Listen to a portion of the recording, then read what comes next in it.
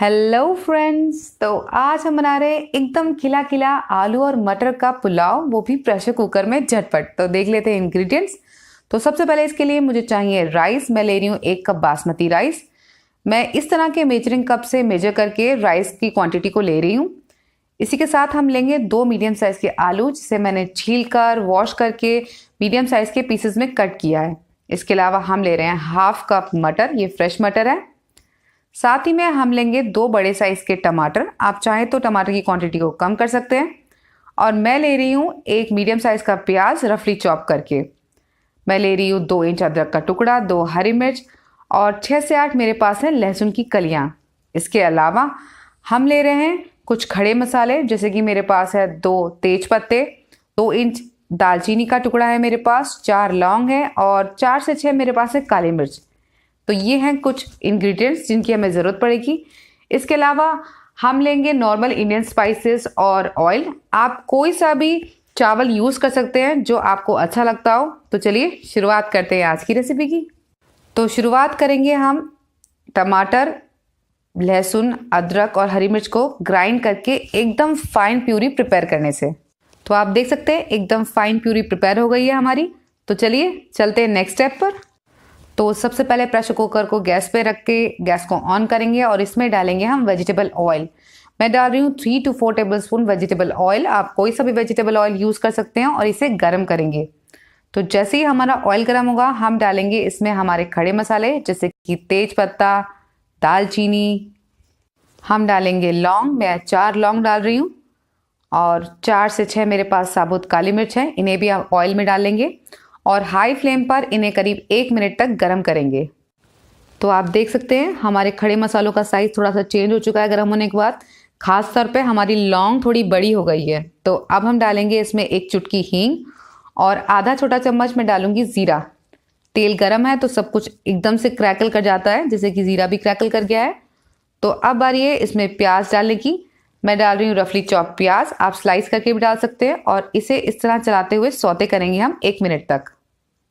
तो प्याज का कलर चेंज हो चुका है 1 मिनट में, आप देख सकते हैं। अब बारी है इसमें प्यूरी ऐड करने की। इसे मैं डालकर मिक्स करूंगी और मीडियम फ्लेम पर कुक करूंगी करीब 1 मिनट तक, ताकि लहसुन का कच्चापन इसमें से निकल जाए। तो 1 मिनट हो चुका है। अब हम डालेंगे इसमें सबसे पहले सॉल्ट एज पर टेस्ट। इसी के साथ मैं डाल रही हूँ 1/2 टीस्पून हल्दी पाउडर, ताकि एक बहुत ही ब्यूटीफुल सा येलो कलर आए हमारे पुलाव में। इसी के साथ हम डालेंगे 1 टेबलस्पून कोरिएंडर पाउडर, यानी कि धनिया पाउडर।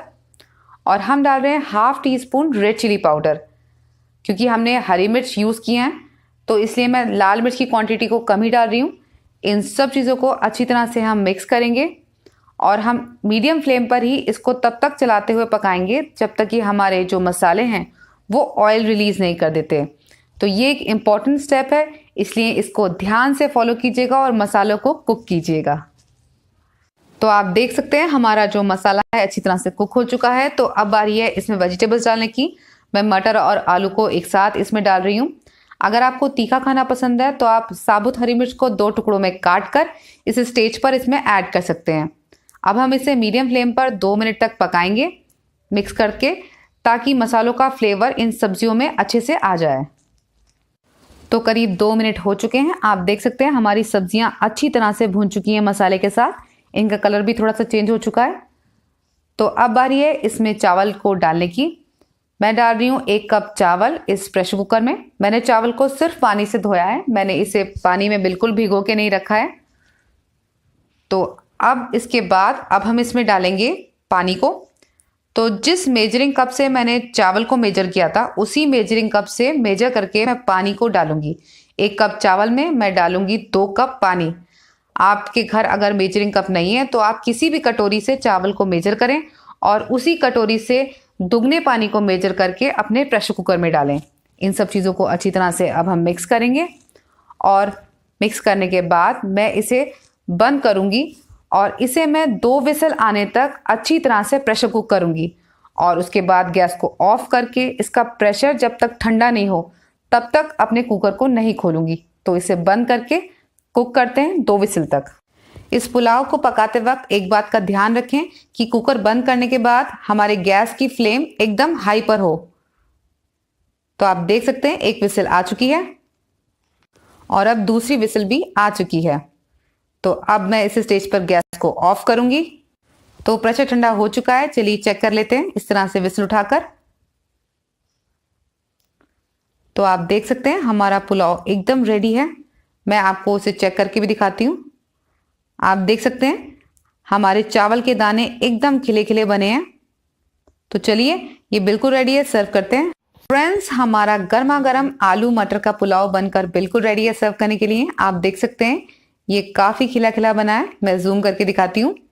आप देख सकते हैं ये कितना अच्छा लग रहा है। ये बहुत ही ज्यादा टेस्टी लगता है और सबसे अच्छी बात है ये कि इसे बनाने में बिल्कुल मेहनत नहीं लगती और बहुत कम टाइम में ये बहुत आसानी से बन जाता है और सबको अच्छा लगता है। तो ज़रूर ट्राई कीजिएगा इस रेसिपी को। इस रेसिपी को जब भी आप अपने घर पे बनाएं तो उसे सर्व करने से पहले अगर आप थोड़ा सा देसी घी डाल देते हैं तो उसका टेस्ट और ज़्यादा बढ़ जाता है। और आप चाहें तो इसे किसी भी तरह के अचार, चटनी या दही के साथ भी सर्व कर सकते हैं। ये हर तरह से बहुत अच्छा लगता है। तो ज़रूर ट्राई कीजिएगा इस रेसिपी को अपने घर। अगर वीडियो अच्छा लगा हो तो इसे लाइक कीजिए और मेरे चैनल को सब्सक्राइब ज़रूर कीजिएगा ताकि इसी तरह की इंटरेस्टिंग रेसिपीज शेयर कर सकूं आपके साथ हर रोज़। आज के लिए बस इतना ही। Bye bye.